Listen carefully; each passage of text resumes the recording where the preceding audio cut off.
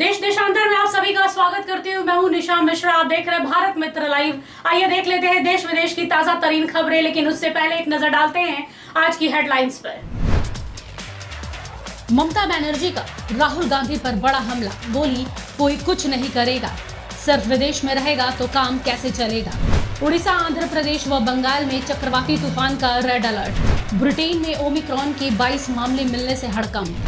आंध्रा में भारी बारिश, तिरुमाला घाट में भूस्खलन से रास्ता बंद। सांसदों के निलंबन के विरुद्ध राज्यसभा की कार्यवाही स्थगित। सांसदों के निलंबन को वापस करने की मांग पर अड़ा विपक्ष। 15 दिसंबर से शुरू नहीं होगी अंतर्राष्ट्रीय उड़ानें। ओमिक्रॉन के खतरे के चलते लिया गया फैसला। यूपी टेट परीक्षा में सामने आई एक और बड़ी चूक, अनुभवहीन कंपनी को दिया ठेका। प्रदेश भाजपा में टिकट बंटवारे पर बगावत। लोधा खाली की अवैध पटाखा फैक्ट्री में विस्फोट, 3 मरे। केएमसी चुनाव में नहीं करेंगे हस्तक्षेप, हाईकोर्ट। आइए देख लेते हैं खबरें विस्तार से। पश्चिम बंगाल की मुख्यमंत्री ममता बनर्जी ने कहा कि यह देश सभी का है। हमें अडानी अंबानी भी चाहिए और किसान भी चाहिए। हमें हिंदू भी चाहिए और मुसलमान भी। रोजगार के लिए इंडस्ट्री भी चाहिए। दीदी ने राहुल गांधी पर हमला करते हुए इशारों में कहा कि अगर आप फील्ड में नहीं रहेंगे तो बीजेपी आपको बोल्ड कर देगी, अगर आप फील्ड में रहेंगे तो बीजेपी हार जाएगी। ममता ने राहुल पर सीधे हमला करते हुए कहा कि अक्सर विदेश रहने वाले लोगों का क्या भरोसा है। मौसम विज्ञान विभाग ने कहा कि एक चक्रवाती तूफान के शनिवार की सुबह आंध्र प्रदेश और उड़ीसा के तटवर्ती क्षेत्रों में पहुंचने का अनुमान है। मौसम विभाग के अनुमान के मुताबिक उड़ीसा के तटवर्ती क्षेत्रों में भारी से बहुत भारी और अति भारी बारिश होने का अनुमान है।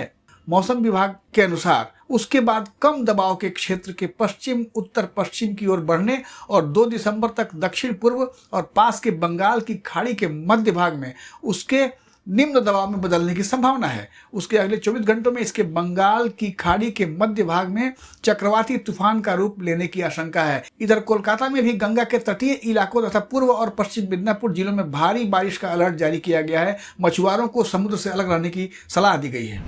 कोरोना का नया वेरिएंट ओमिक्रॉन से खतरा बढ़ता ही जा रहा है। ताज़ा मामला है ब्रिटेन का, जहां ओमिक्रॉन वेरिएंट के 22 मामलों की पुष्टि हुई है। वहीं जापान ने इसके खतरे को देखते हुए बूस्टर डोज लगाने का फैसला किया है। भारत में केंद्र सरकार ने आज कई एहतियाती कदम उठाने की जरूरतों पर बल देते हुए सतर्क रहने की सलाह दी है। देश के कई क्षेत्रों में मौसम बिगड़ गया है। कहीं भारी बारिश हुई तो कहीं हल्की या बूंदाबांदी। आंध्र प्रदेश में भारी बारिश के कारण तिरुमाला घाट में भूस्खलन हुआ। इस कारण तिरुपति मंदिर जाने वाले रोड को बंद करना पड़ा। तिरुमाला जाने वाले वाहनों को रास्ते में ही फंसा देखा गया। तिरुमाला तिरुपति देवस्थानम द्वारा रास्ता चालू करने के प्रयास किए जा रहे हैं। इसके अलावा मध्य प्रदेश, राजस्थान समेत देश के कई इलाकों में बादल छाने व हल्की वर्षा से ठंड में तेजी आ गई है। संसद के शीतकालीन सत्र का आज तीसरा दिन था। भारी हंगामे के बीच राज्यसभा की कार्यवाही कल तक के लिए स्थगित कर दी गई है। विपक्ष के शोर शराबे और हंगामे के चलते कार्यवाही कल दोपहर 12 बजे तक के लिए स्थगित की गई। हंगामा कर रहे सांसदों की मांग थी कि जिन सदस्यों को निलंबित किया गया है तुरंत उन्हें सदन में वापस बुलाने का फरमान जारी किया जाए।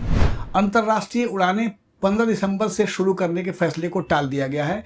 दरअसल नागर विमानन महानिदेशालय ने कहा है कि वह इस बारे में अभी मंथन कर रहा है और जल्द ही अंतर्राष्ट्रीय यात्री उड़ान सेवाओं को वापस शुरू करने पर फैसला लेगा। डीजीसीए ने कहा कि वह कोरोना वायरस के नए वेरिएंट के उभार को देखते हुए स्थिति पर करीब से नजर रख रहा है। फिलहाल 15 दिसंबर से अंतर्राष्ट्रीय उड़ानें शुरू नहीं होंगी। आगे की तारीख पर हालात के मुताबिक फैसला लिया जाएगा। यूपी टेट परीक्षा के घोटाले में जैसे जैसे जांच आगे बढ़ रही है वैसे वैसे साजिश की गांठ खुलती जा रही है।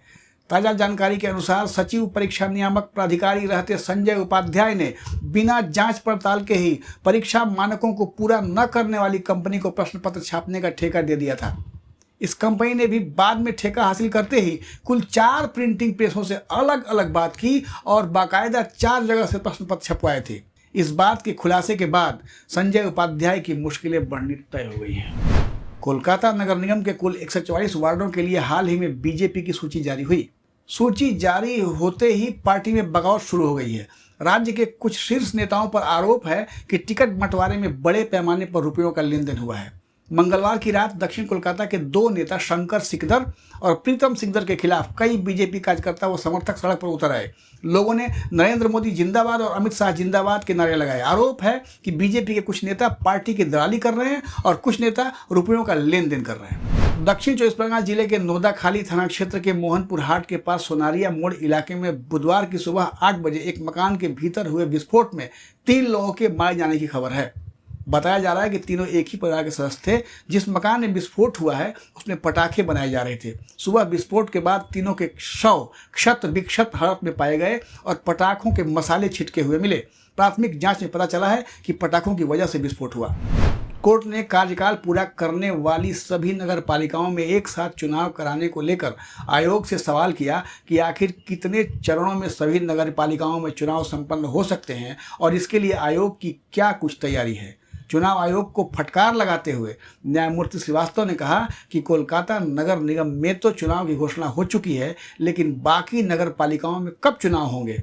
राज्य चुनाव आयोग ने हाईकोर्ट में बताया कि राज्य सरकार से राय मशविरा करके ही चुनाव की तारीख तय की जाती है। अब सोमवार को कोर्ट इस संबंध में फैसला सुना सकता है। आज के लिए बस इतना ही। कल आपसे फिर मुलाकात होगी, तब तक देखते रहिए भारत मित्र लाइव। नमस्कार। अगर आपको हमारा ये वीडियो अच्छा लगा तो इसे लाइक करें, शेयर करें और हाँ, सब्सक्राइब करना ना भूलें।